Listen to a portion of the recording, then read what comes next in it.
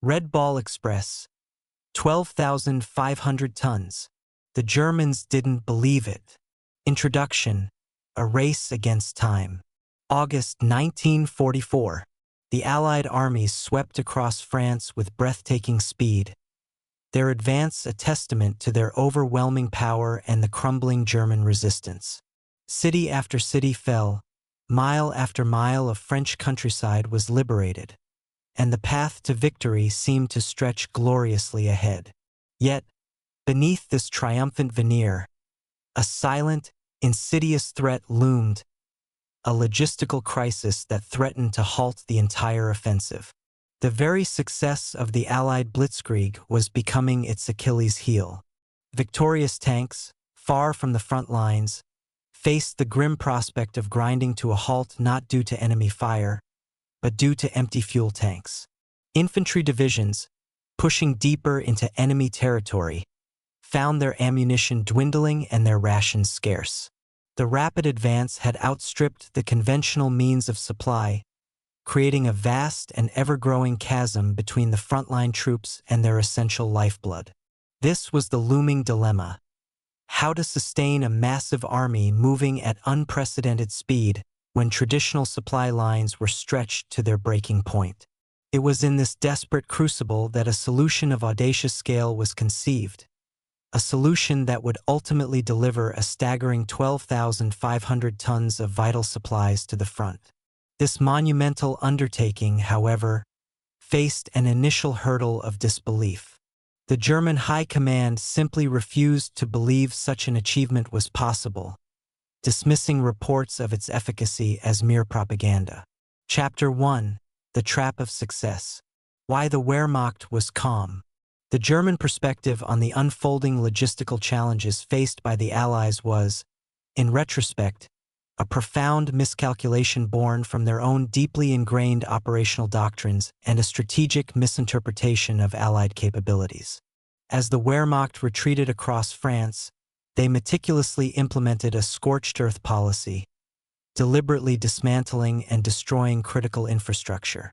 A prime example of this was the systematic devastation of port facilities, particularly evident in Cherbourg.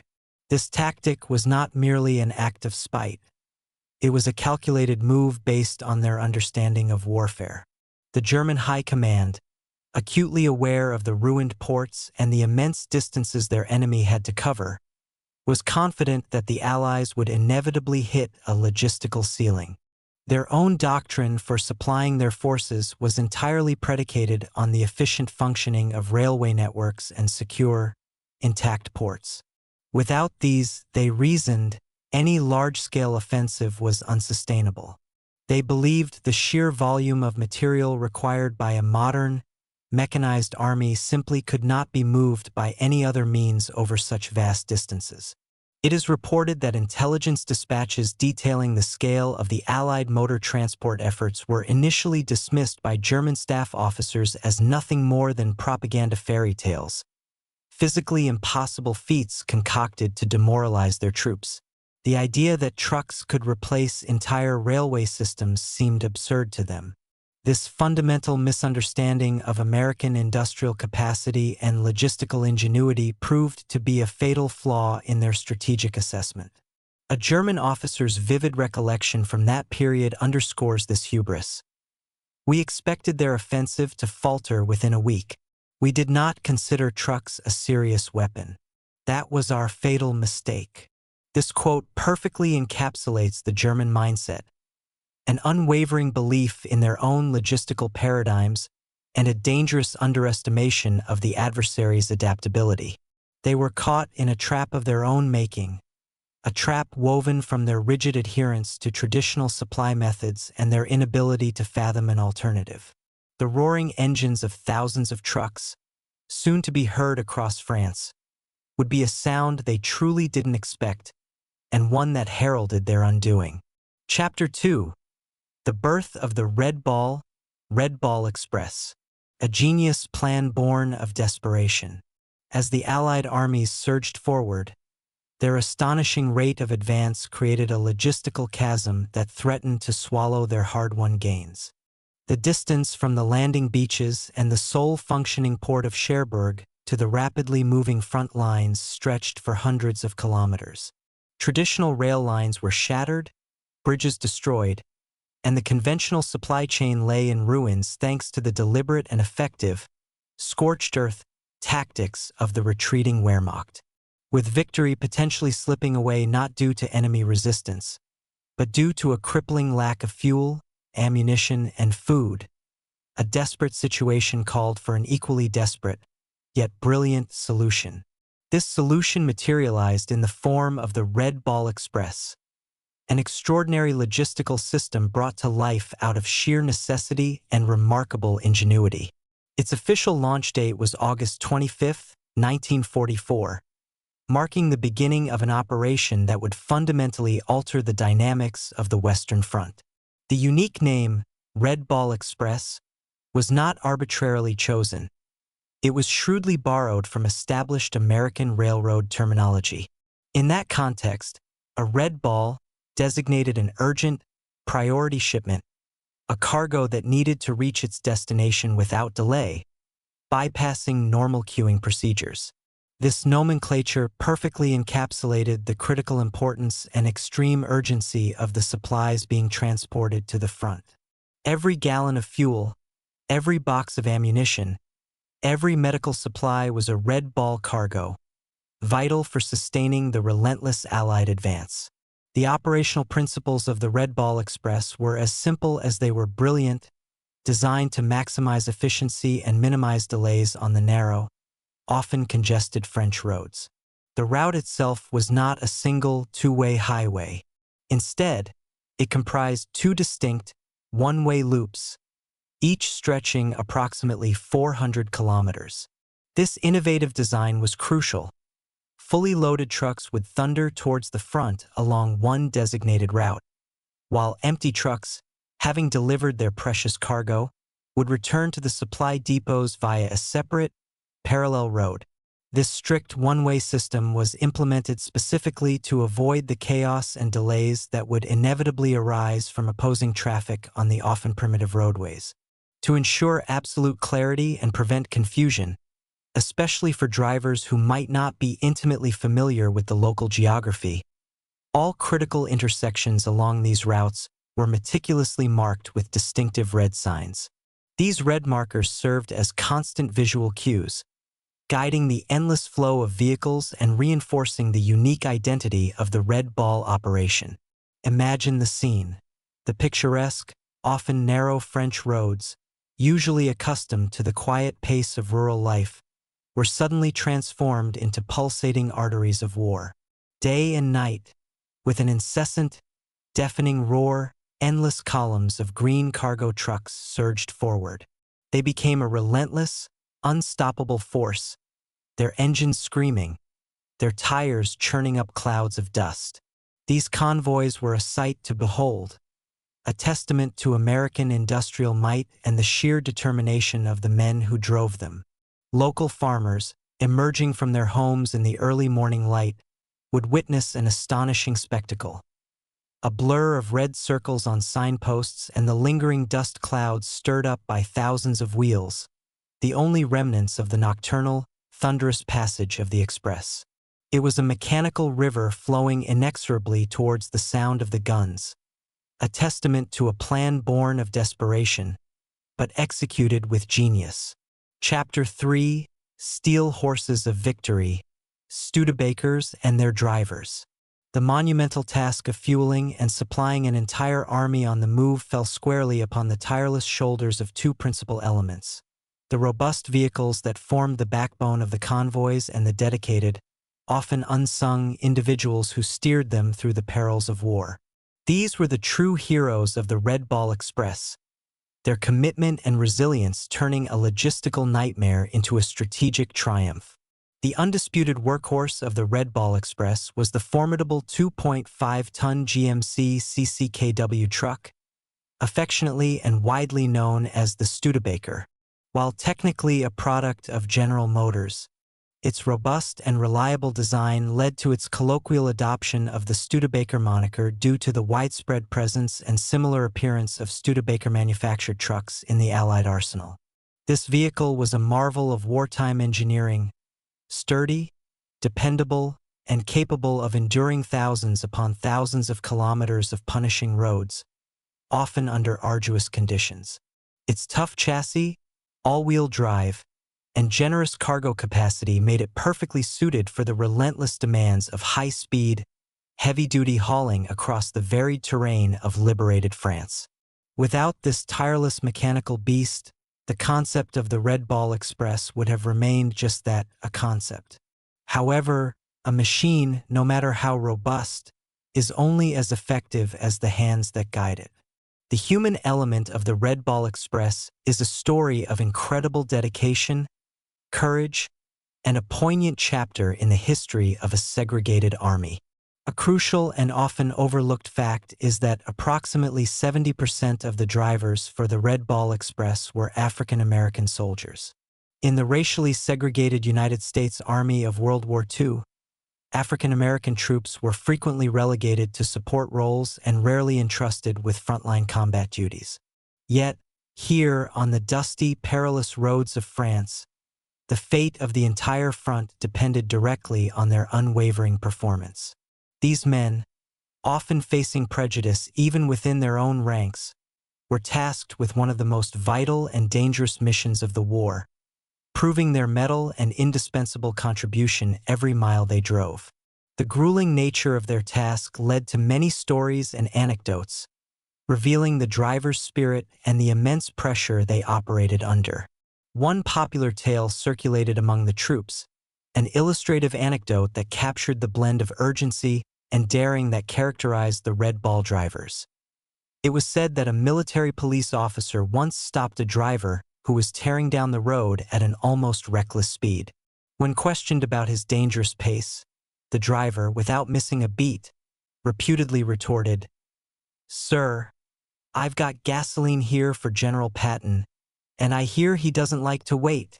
This story, whether entirely factual or embellished through retelling, perfectly encapsulated the driver's understanding of their mission's critical importance and their readiness to push limits to ensure timely delivery to the impatient, fast-moving armored divisions at the front.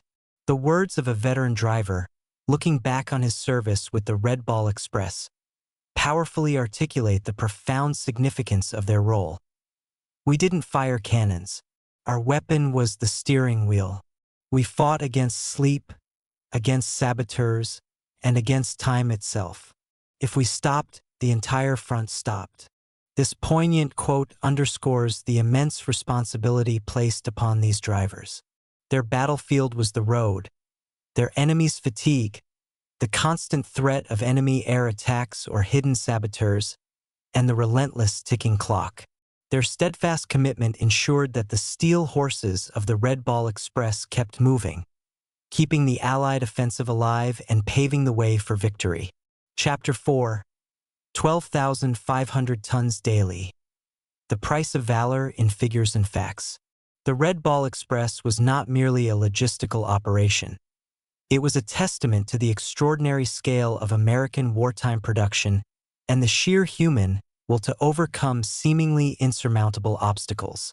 The figures associated with its daily operations paint a vivid picture of an undertaking that defied conventional military wisdom and astonished even those who conceived it. This chapter delves into the incredible statistics that define the magnitude of the Red Ball Express. At its absolute peak, the operation involved a staggering number of vehicles. Up to 6,000 trucks were actively working daily. Imagine a moving city of military vehicles, all dedicated to a single urgent purpose, rumbling incessantly across the French landscape. This vast fleet was a continuous, dynamic supply line, relentlessly pushing vital resources towards the front. It is crucial to clarify a figure that has often become legendary: the 12,500 tons. This staggering amount was not the average daily haul of the Red Ball Express. Rather, it represents a peak, record-breaking figure achieved during its most intense periods of operation. While such an immense quantity was a singular achievement, it stands as a powerful symbol of what the Express was capable of under maximum effort. On average, the operation consistently transported a phenomenal 5,000 to 7,000 tons per day. Even this average figure was, by any standard, absolutely phenomenal, dwarfing previous logistical capabilities and exceeding anything the retreating Germans believed possible. To truly grasp the scale of 12,500 tons, a compelling comparison helps put it into perspective. This colossal weight is equivalent to more than 250 fully loaded railway wagons.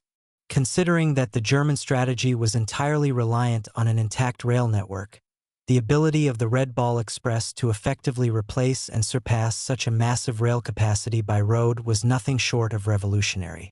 Another striking comparison: 12,500 tons is roughly the weight of 1.5 Eiffel Towers, delivered to the front lines every single day. Such analogies underscore the almost incomprehensible volume of material being moved by the Express. Visualize this immense effort. It was a conveyor belt hundreds of kilometers long, stretched from the Normandy beaches and Cherbourg deep into the heart of the advancing front.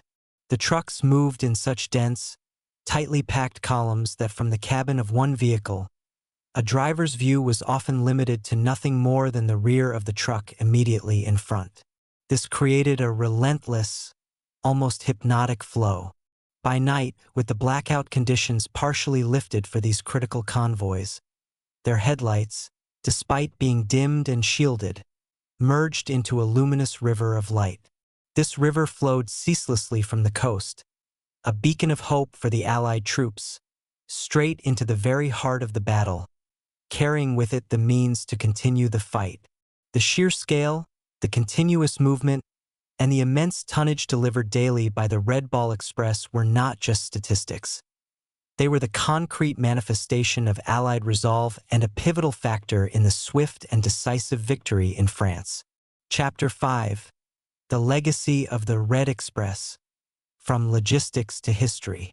The Red Ball Express, a temporary solution born of urgent necessity, concluded its extraordinary mission in November 1944. By this time, the Allied front had stabilized. Major ports like Antwerp had been secured and brought into operation, and the devastated railway networks were gradually being repaired and reinstated. The traditional, more efficient methods of supply, shipping, and rail could once again carry the immense logistical burden. While its operational lifespan was relatively brief, the impact and legacy of the Red Ball Express resonated far beyond its official termination. During its intense period of activity, the Express transported an astounding over 500,000 tons of supplies. This 500,000-ton achievement underscores its pivotal role in sustaining the rapid Allied advance across France, effectively bridging the critical gap between the D-Day landings and the establishment of stable, long-term supply lines. Without this colossal effort, the swift liberation of France would have been immeasurably delayed, and the strategic momentum gained by the Allies might have been lost. The Red Ball Express became a profound lesson in flexibility and innovation in the face of unprecedented challenges. It vividly demonstrated that victory in modern warfare is not solely determined on the battlefields, through superior firepower or tactical brilliance, but equally, if not more so, in the often overlooked realm of logistics. It proved that an army's reach and staying power are directly proportional to its ability to supply its troops, even under the most adverse conditions. The operation forced military planners to reevaluate conventional wisdom and embrace unconventional solutions when traditional methods faltered. Its success provided invaluable insights into large-scale motor transport and expeditionary logistics, lessons that would influence military planning for decades to come. Beyond its immediate military impact, the Red Ball Express holds immense historical significance for its profound social ramifications. The valor and unwavering dedication displayed by the predominantly African American drivers of the Express played a crucial, albeit often understated, role in initiating the process of desegregation within the United States military. These men, serving with distinction and facing immense dangers, shattered stereotypes and unequivocally demonstrated their competence, courage, and indispensability to the war effort. Their collective achievement on the roads of France became one of the key factors that contributed to President Harry S. Truman's executive order in 1948, which mandated the desegregation of the U.S. armed forces. Their contributions also served to strengthen the burgeoning civil rights movement, providing irrefutable proof of African Americans' unwavering commitment to their nation and their undeniable right to equality. The Red Ball Express, therefore, stands not only as a logistical marvel, but also as a powerful symbol of progress in the fight for racial justice.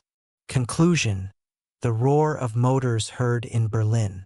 As the momentous events of late 1944 unfolded, the high command of the German Wehrmacht remained ensconced in their headquarters, poring over maps, devising defensive strategies, and calculating the lifespan of the Allied offensive based on their own rigid logistical assumptions.